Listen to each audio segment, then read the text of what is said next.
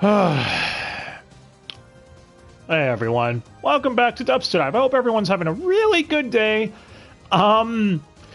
Yeah, sorry about being gone for a couple weeks, but after Hellsing I was like, could use a bit of a break. And I was not planning on being back with Dubster Dive this soon.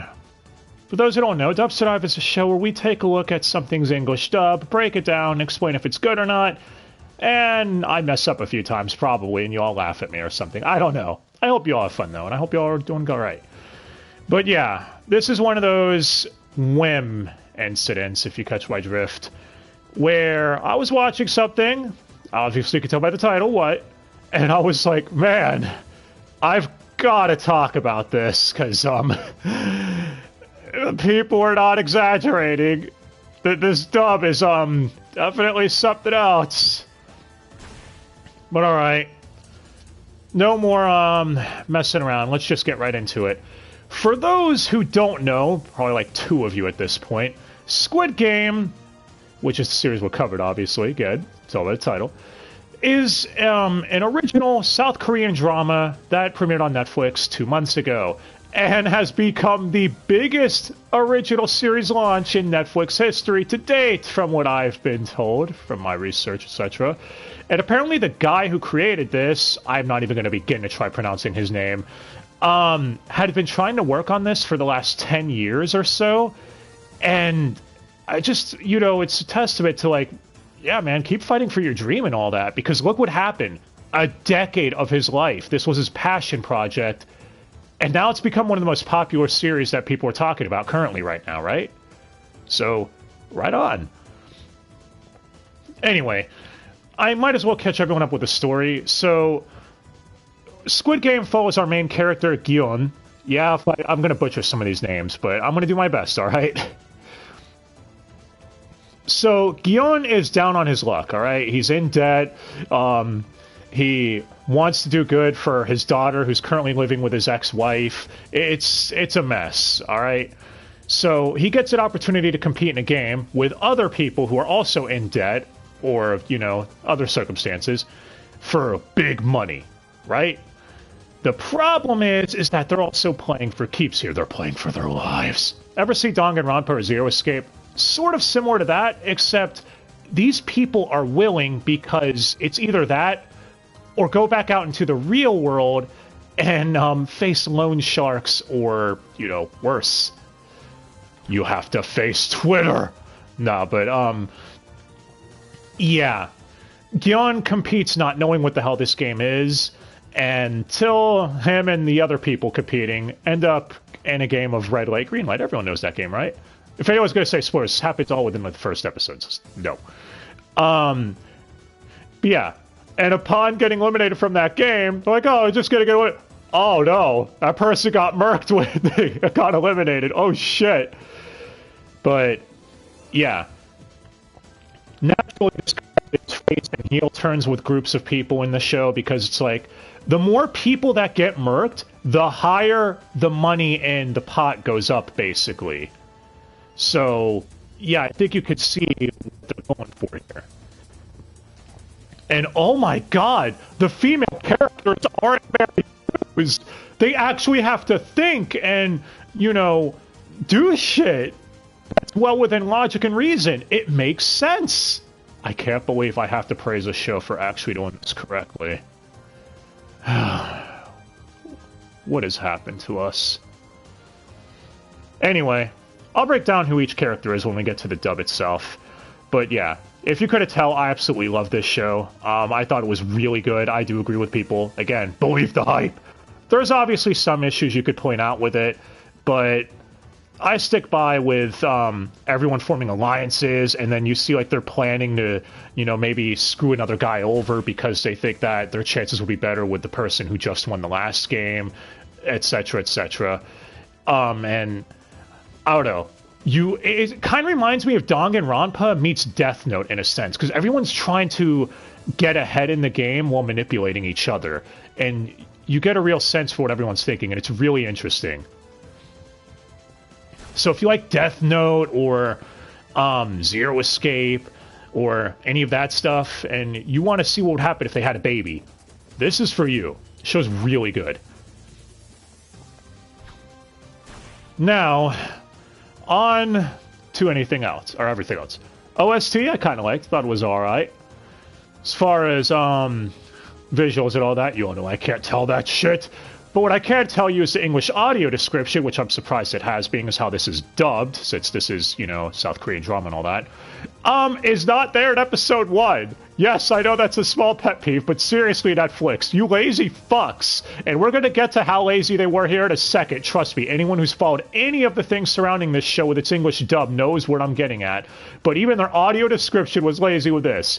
It's there for the other 8 episodes, but Ep1 doesn't have it. Why? Enough of things, though, that seem to only affect me and a small amount of people that watch the show. No, I don't know. But yeah, if you agree with me that this is dumb, let me know. But now it's time for why this is called Dubster Dive. Firstly, the English dub. You've heard me praise this show to high heaven. I absolutely love it. I like the OST. But the dub is where this show falls apart. Because it sucks fucking monkey bull! I mean, gotta calm down. Let's just break this down slowly and see where it went wrong. So this was dubbed out of Studio VSI Los Angeles, because LA apparently needs 18 different dub studios. Why is this necessary? And yeah, there's no getting around it, guys. I'm not going to sugarcoat it. The dub sucks. And unfortunately, because my eyes have taken too many BBCs in the past, look, I've said this before, I told the story, I didn't have a choice but to watch it in English. I took the sacrifice, so you all didn't have to, alright? Anyway. This was directed by Madeline Hale. I have never heard of this person before in my life, but I could say I somewhat feel for them in a sense, because you know full well they were rushed as hell and probably found themselves in a very bad spot. Herself, I don't know. Alright. Unless she's just incompetent at her job, I don't know. You pick. But let's get to this. So first we have our protag, Gion. Or some characters call him in this dub, Gihoon. I don't know the correct way to pronounce it, but audio description called him Gion. A lot of other characters called him Gion. But again, it's the English dub. The hell are you going to do? He's voiced by Greg Chun, who we've covered here before in the live-action Bleach movie as Byakuya. He's also Date in AI Somnium Files. And yeah, he's probably, thankfully, one of the ones that at least tries in certain scenes. Again, a lot of his line delivery, though, you can tell this is poor directing. Trust me, I know it is. I'm not going to be a dick and immediately shit on him, because I know he can do good. I've heard him do good. We even praised him in the Bleach movie, saying he would work as another character, just not Byakuya. Well, I'm saying the same thing here, where if given better directing and maybe a few more takes, his performance could have been better. But if you're going to give a well-known voice actor to someone, I'm glad it's at least our main character. Next on the protagonist list, we have Songwoo, or Songwoo, as some characters also call him. Fuck's sake, this dub. Songwoo is a businessman, I guess you could say, who really fell into bad luck. That's the best way I could put it. He made some really bad investment choices, and now he's here. But he's also really... he's the logic thinker one of the group. Like, he's really smart and everything. And there's even... I'm going to be as vague as possible with spoilers, because I want people to experience this show. It is really good. But there's, like, a team event where they have to pick teams. And Songwoo says, look, this is a physical event. I'm sorry, but we're not having any women on our team, because when it comes to physical strength, men are naturally better at this. Yes, that is accurate. Thank you, show. However, the women that compete in this game also do their own tactics to work around and, you know, think of weird strategies and shit to compensate. Because, again, this show was written by actual people. I can't stress that enough. I'm sorry, I don't mean to rant on it. It's just, do you know how rare that is? Anyway, Songwoo is voiced by Stephen Fu. Hey, another voice actor people probably recognize. He's Henry from Black Clover, and Noe from the case study of Vanitas, or Vanitas, as I like to call it, which, that is a show I really do like. I like Vanitas. You all should go watch it. It's good. And same thing up above with Greg Chun. Some of his scenes are alright, but the majority just feel like he really should have gotten more takes and better directing.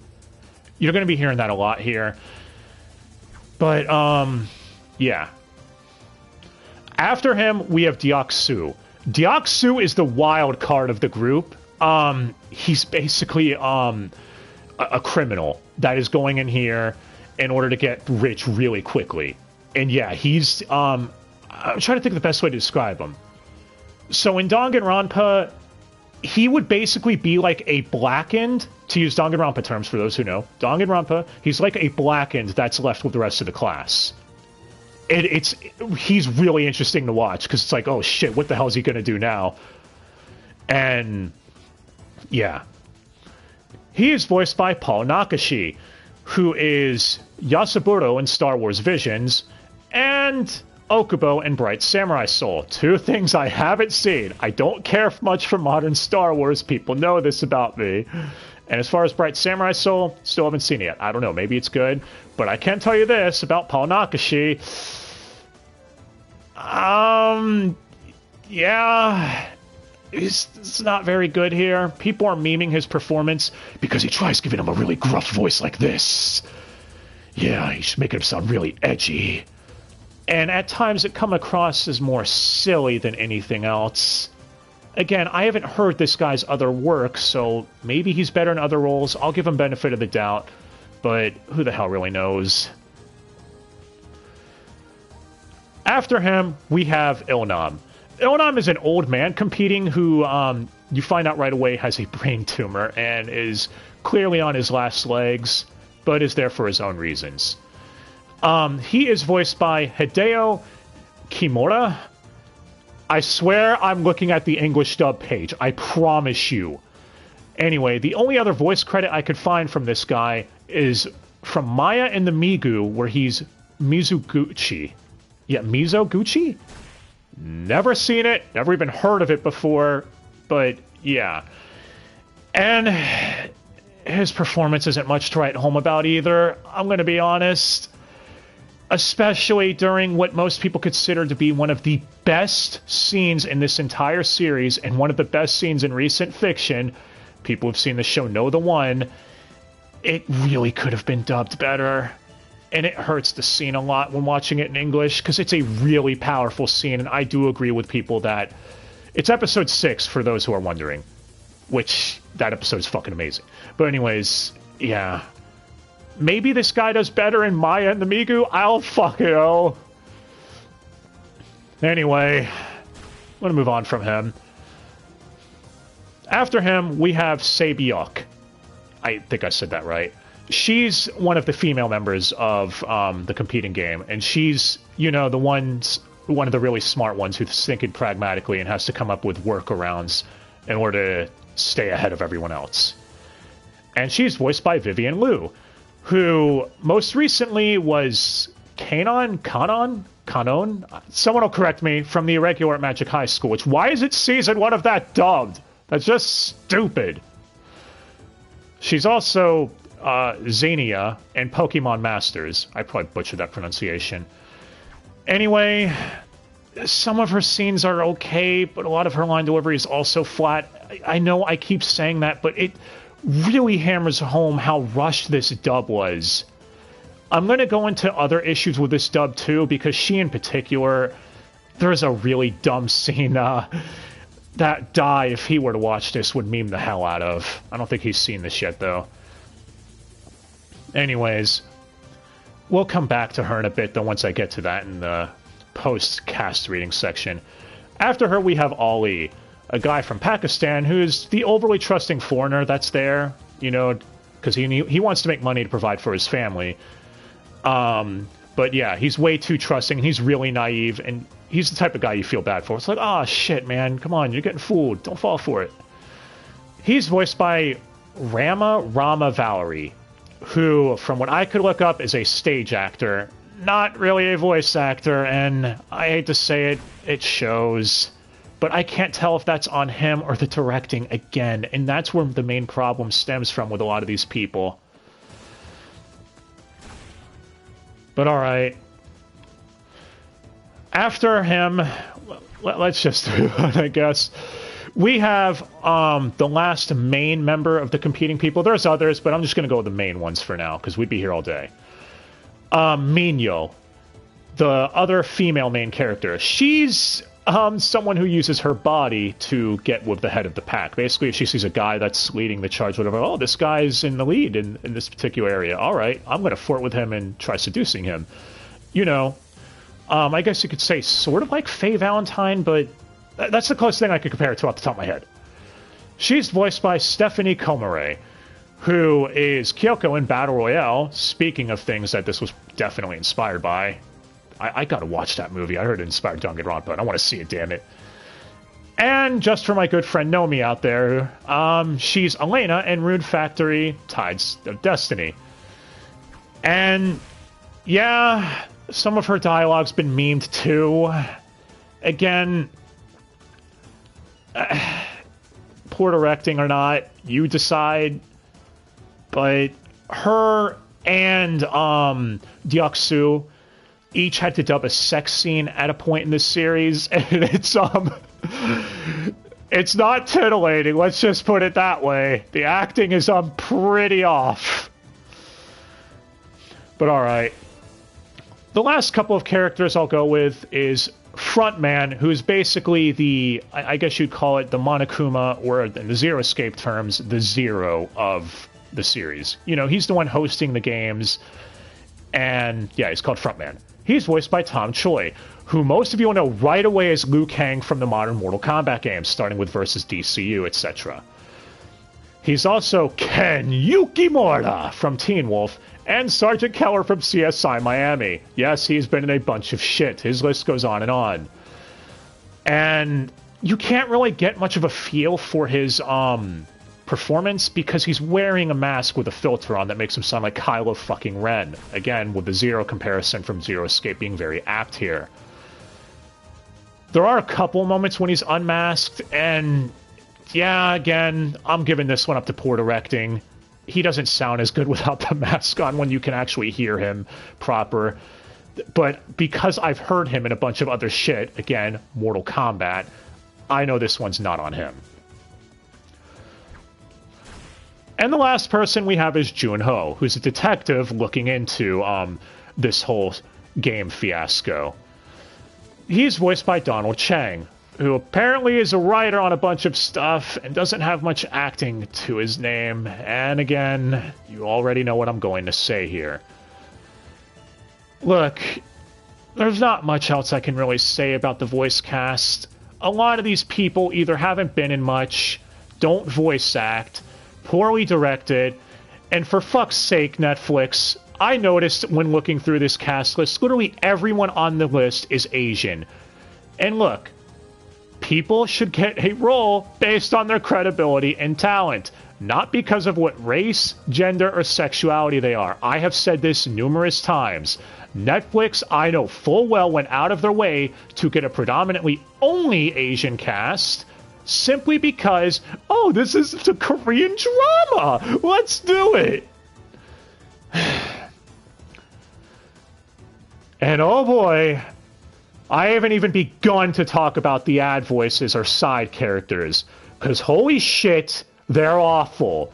All right, it's time. You all want pissed off Elvis? You're getting pissed off Elvis today. Firstly, all right, let's go with Songwoo's mom. So Songwoo, again, made some really bad decisions, because poor business decisions. His mother finds out he might have been doing some criminal shit, and her reaction is almost not... She's like, what? No. No. It's like, what kind of reaction is that? I don't... Just... No. Come on, put more emotion into it. It's like, no, wait... No, wait. Anyone who gets that reference gets 10 points. And then let's see, awkward lines that are hilarious in any English dub. Sun Gyeon's mother telling him, your daughter is going to move to the Americas. Don't you understand? If she moves to the US, she'll forget how to speak Korean. Okay, I don't think that's how that works, first of all. People don't just forget another language. They might get a little rusty at it, but I don't think they forget it completely. Someone can let me know. Maybe I'm the idiot here. But secondly, she says this in perfect English. Makes it really silly. Oh, and of course, if you're wondering, the screams are laughably bad. They're over-the-top camp. And if you were going for camp, fine, but no, not with this show. It deserves better for that, or than that. The dub's emotions also don't match what's happening on screen. See, I know that part because I had people telling me about that. But hey, here's the line I know Dai would meme. So Sebioc is talking to her little brother about their parents. Her exact line is, Mom and Dad will be here soon, okay? I'll make sure that they do. End of sentence. Does anyone understand what is wrong with that sentence? I'm pretty sure all of you do.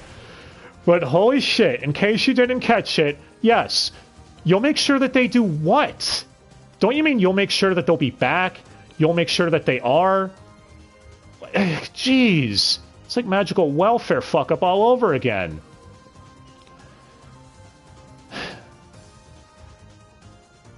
If you all hadn't guessed, I really was not a fan of this dub. Alright? Oh, and let's not forget, the word boomer was actually in the script, but I heard that was even in the sub version too. That's on Netflix. Fuck you, Netflix. Alright. But hey, at least they had enough sense to use Fly Me to the Moon as end credits themes a couple of times. Just like Evangelion. Fly Me to the Moon, aka the best Frank Sinatra song. Tell me I'm wrong. But nah, I'm getting off topic here. Trying to go for something positive there to wrap that whole discussion of the dub up with. But yeah, I've seen some of the voice actors, like, get pissed off when people criticize the dub, and some of them weren't even a part of this dub, and it's like, what? God, you guys have fragile egos. Look, the dub sucks. Get over it. Alright? I remember hearing somewhere, this isn't confirmed, so take it with a grain of salt, but that Netflix might be redubbing Squid Game from scratch, and if so, I'll revisit this and maybe do a second Dubster dive on it, but it really needs it. This is a show I recommend to anyone, but now I'm always going to have to say with an asterisk to my friends, or asterisks, whatever, asterisk, whoever the fuck, attached to it with the English dub. And that sucks, because a lot of my friends only watch stuff in dub.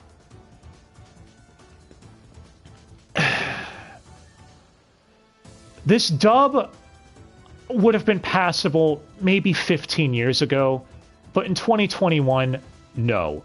And I know someone's going to point out, I gave the Higurashi 2006 dub a little slack and said it wasn't as bad as people said. Look, that dub had other circumstances. Gion was on their last legs, it was rushed, and yeah, in 2007 standards, the dub wasn't great, but this is 2021, this is Netflix, who knows better, and this is a high-profile show. Granted, it wasn't supposed to be high-profile, I believe it was a sleeper hit or whatever, but damn it, man, this show deserved better. It really did. But hey, you've all heard me rant enough. Let me know what you all thought of Squid Game. I'll just say one thing, spoiler section here in a second, but yeah, if you haven't seen Squid Game yet, highly recommend it. Even if you have to force yourself through the dub, go for it. I'd still say watch it, but just remember, the dub is kind of meh. Is it the worst dub I've heard? No. That still goes to the reflection. That dub is fucking god-awful. And keep in mind, I'm saying that even though it has Vic Mignogna and it is a main character. So you all know I have no bias here. Alright? But the dub is just mad underwhelming. And that's the biggest problem here. It shouldn't be that way. Thank you all so much for watching. I'm going into spoilers now. So if you haven't seen it yet, go watch it. Pretty sure the show's going to go to season 2 at some point. And I can't wait for Hollywood to do their own live-action adaptation. Well, this is live-action already, so Can't wait for Hollywood to do their own adaptation and somehow fuck it up because they saw how popular it was. But okay. So about the ending. You've all been warned. I do agree with people that, yeah, the Mastermind reveal, I'm still trying to be vague, kind of cheapens one of the big moments from episode 6. You all know the one. That's all I have to say on the subject. Did it make me hate the show or ruin it? No, not in the slightest. I still love this show, and if it gets a read-up, I will watch it a second time. But till then, that's all I have to say on the subject. Squid Game, you deserve better. That's the best way to sum this up. Thank you all so much for watching, like I said. Have yourselves a great day. Let me know what you thought. If you enjoyed this, please, really appreciate it if you're watching on YouTube. Comment, all that stuff. And, yeah. Let me know what you thought of Squid Game and who your favorite character was. For me, it was probably Songwoo. Again, can't say more about some of his questionable decisions without spoilers, because I know I'm in the spoiler section, but some people stick around anyways. Some of the stuff he did, I obviously did not agree with, but still. I don't know. Let me know your guys' favorite character and all that sort of stuff. And if you enjoyed the show as much as I did. Have yourselves a great day. Till next time, guys. Thank you all again so much for watching. And, yeah. Till next time. Bye! Take care.